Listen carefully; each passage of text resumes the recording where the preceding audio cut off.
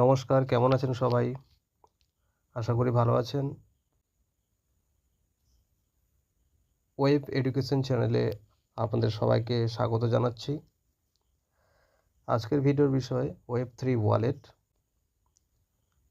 ওয়েব3 wallet কীভাবে খুলতে হবে, কীভাবে ওয়েব3 ওয়ালেট ব্যবহার করবেন, সমস্ত খুঁটিনাটি বিষয়ে আজকের এই ভিডিওতে তুলে ধরব। প্রথম থেকে শেষ পর্যন্ত কোথাও স্কিপ না করে ভিডিওটি দেখবেন। আশা করছি ওয়েব3 ওয়ালেট সংক্রান্ত যাবতীয় সমস্যা এবং তার সমাধানের উত্তর আপনারা পেয়ে যাবেন। তো ওয়েব3 ওয়ালেট আসলে কি কাজে লাগে, কিভাবে এর ব্যবহার হয় তার সম্পর্কে একটু জেনে নেব ছোট্ট করে। তারপরে আমরা যাব কিভাবে ওয়ালেট খুলতে হয়, ওয়েব3 ওয়ালেট কীভাবে চালাতে হয় সেটা জানবো। তো ওয়েব3 ওয়ালেট কি ছোট্ট করে একটু জেনে নিই আগে। যেমন আমাদের মানি ব্যাগে, ফিজিক্যাল মানি ব্যাগ যেটা আমাদের পকেটে থাকে, সেই মানি ব্যাগে আমরা নোট রাখি, কয়েন রাখি। ডিজিটাল ওয়ালেটে আমরা কি রাখতে পারবো? ডিজিটাল ওয়ালেট যেমন ফোনপে, গুগল পে এগুলো তো রয়েছে। ফোনপে, গুগল পেতে আমাদের কি থাকে? রুপিস থাকে, ইন্ডিয়ান রুপিস কিংবা বাংলাদেশি টাকা ইত্যাদিগুলো থাকে।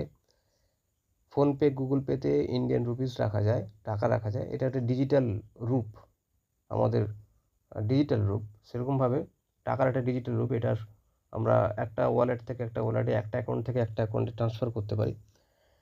সেরকমভাবে ওয়েব3 ওয়ালেটও একটা ডিজিটাল ওয়ালেট, যেখানে আমরা টাকা রাখতে পারবো না। আমাদের যে জাতীয় কারেন্সি রয়েছে, রুপিস রয়েছে, সেটা রাখতে পারবো না। কি রাখতে পারবো না? বিভিন্ন ক্রিপ্টো কারেন্সি রাখতে পারবো, যেমন বিটকয়েন, ইথারিয়াম, এক্সআরপি, যেটা আমি স্ক্রিনের প্রথমে দেখাচ্ছিলাম।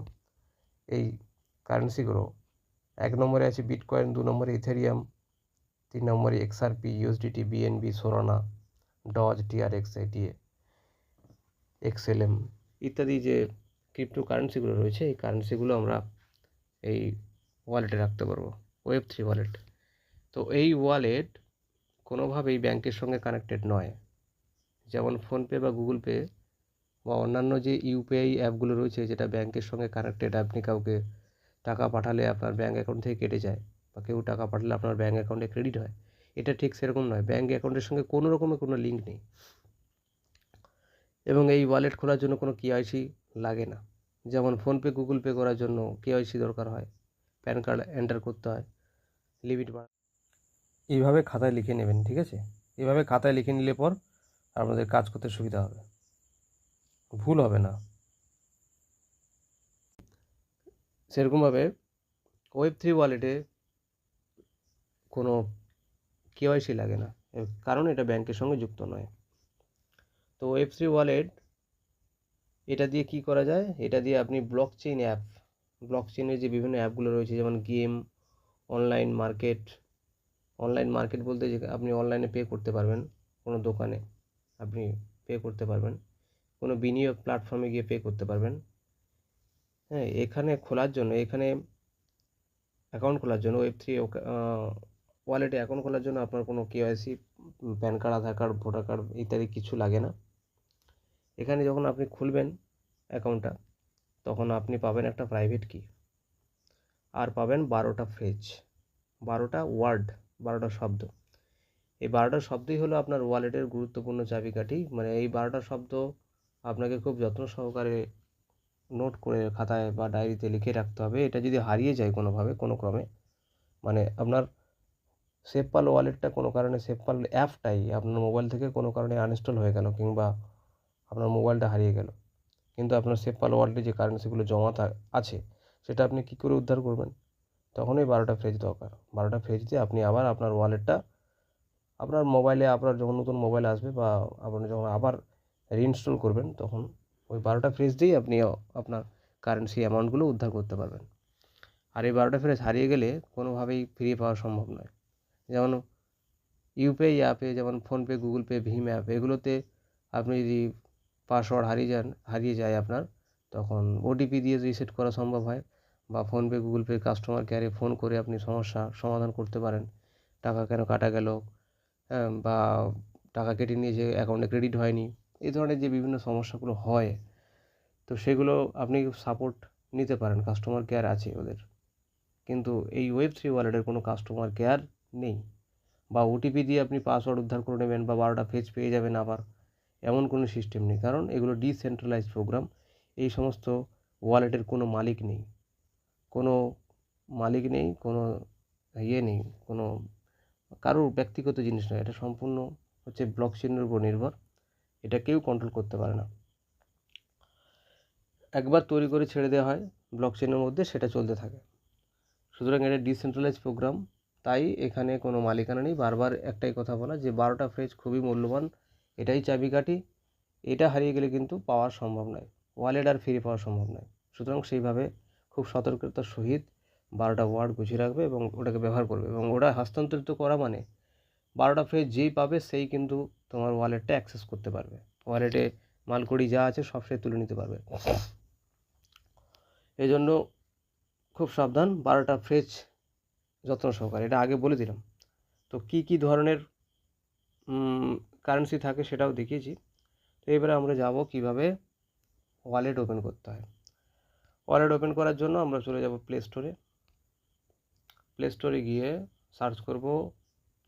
তো হ্যাঁ, আরেকটা জিনিস দেখানো হয়নি যে সেপপাল ওয়ালেট তো খুলবো, কিন্তু আরও কী ওয়ালেট আছে। Web3 ওয়ালেটের মধ্যে রয়েছে MetaMask, trust wallet, Coinbase, SafePal, token pocket ইত্যাদি বহু রকমের রয়েছে। এই যে ইত্যাদি বহু রকমের আপনার ওয়ালেট রয়েছে এখানে। তো আমরা যারা ইথারফোর্স প্রোগ্রামের সঙ্গে যুক্ত রয়েছি, যারা আমি যুক্ত রয়েছি তাদের পক্ষে সেপপাল ওয়ালেটটা বেশি উপযুক্ত বলে মনে হয়েছে। সেপপাল ওয়ালেটেই আমরা একটা অ্যাকাউন্ট ওপেন করে দেবো। সেপপাল ওয়ালেট চলে যাব প্লে স্টোরে। সার্চ অপশানে গিয়ে লিখব সেপপাল, SAFEPAL,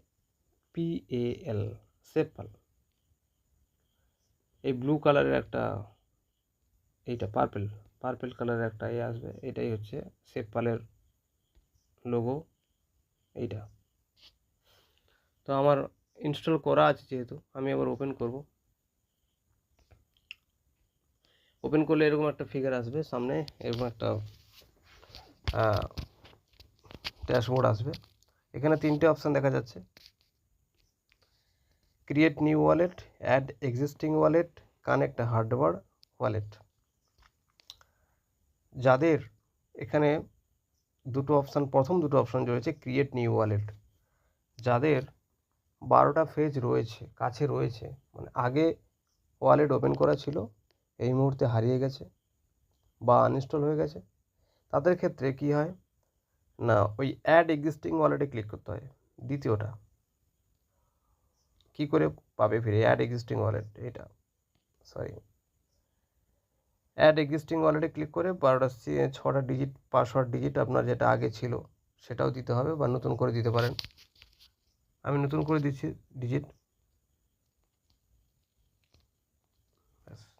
আবার ওই 6টা ডিজিট আবার দিলাম,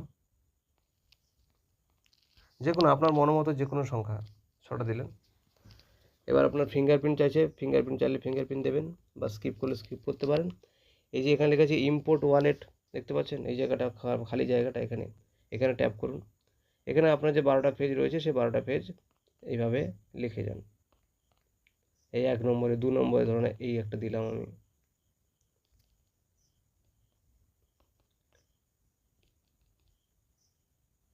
এইভাবে 3 নম্বর 4 নম্বর 12টা পেজ আছে করে শেষে নেক্সট করবেন। এই যে নেক্সট করলে আপনার ওয়ালেটটা আপনি ফেরত পাবেন।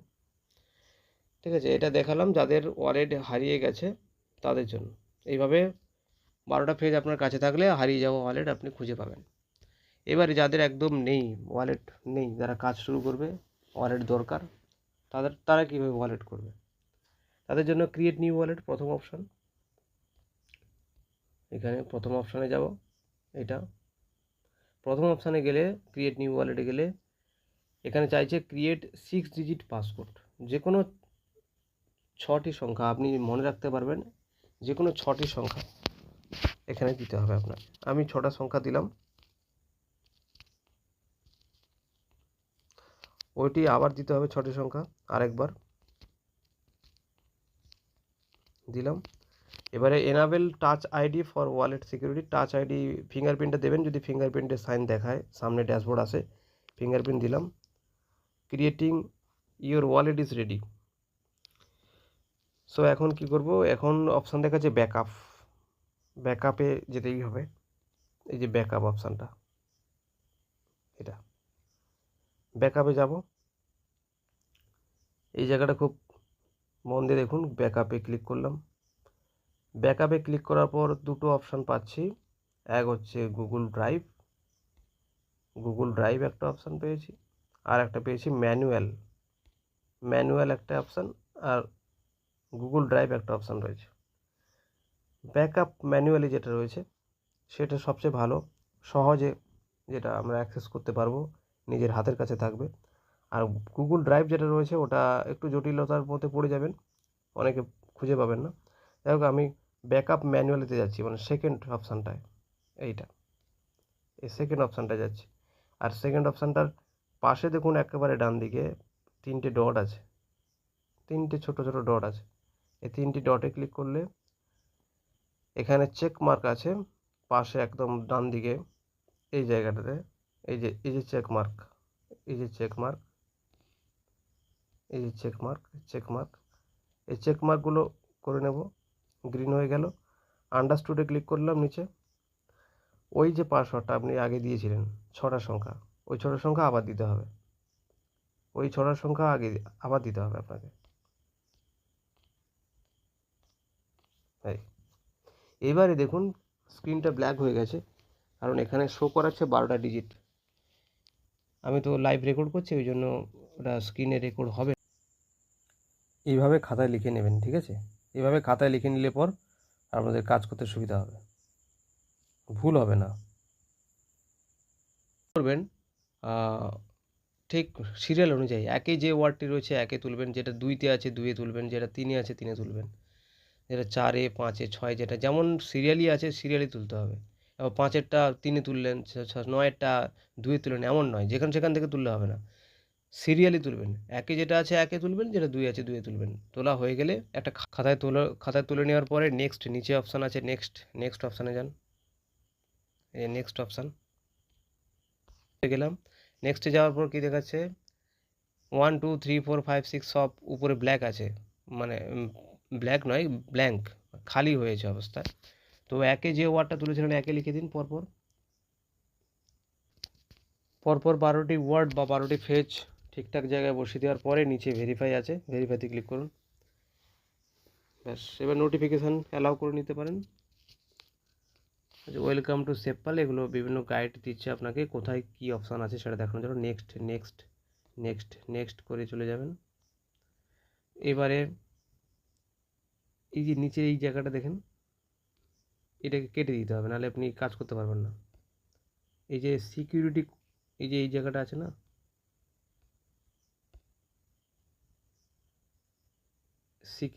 সিকিউরিটি, এই ছোট্ট কোনায় একটা তীর চিহ্ন, এই ক্রস চিহ্ন আছে না, এটা দিয়ে এটাকে কেটে বার করে দিন।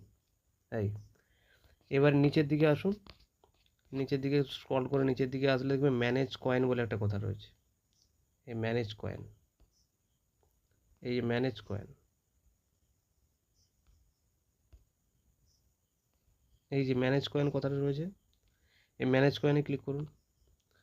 ম্যানেজ কয়েনে ক্লিক করার পর যে কয়েনগুলো আপনি এখন দেখতে পাচ্ছেন সেগুলোকে অফ করে দিন। এই যে অফ কোথায় হবে, এই যে দেখুন অন করা রয়েছে,